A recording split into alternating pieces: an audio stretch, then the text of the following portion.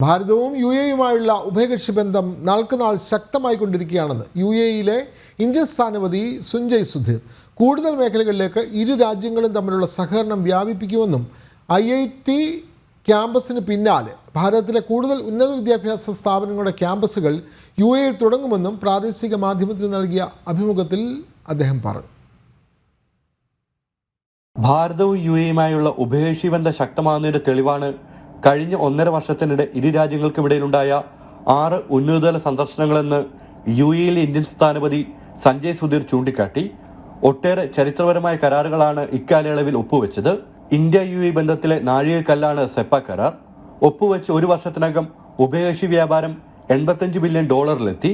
2030 ഇത് $100 ബില്യൺ ആക്കുകയാണ് ലക്ഷ്യം. എണ്ണ ഇതര വ്യാപാരത്തിലും വൻ വർധനയാണ് ഉണ്ടായതെന്നും സഞ്ജയ് സുധീർ ചൂണ്ടിക്കാട്ടി. റുപ്പി ദിർഹം ധാരണാപത്രമാണ് മറ്റൊരു വഴിത്തിരിവെന്നും അദ്ദേഹം പറഞ്ഞു. ഇന്ത്യയിൽ നിക്ഷേപിക്കാൻ യു എയിലെ സ്ഥാപന നിക്ഷേപകർക്ക് ഏറെ താല്പര്യമുണ്ടെന്നും അദ്ദേഹം അറിയിച്ചു.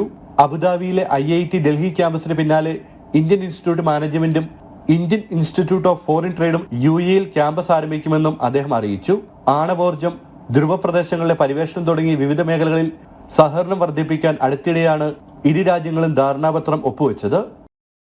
ജനം, ദുബായ്.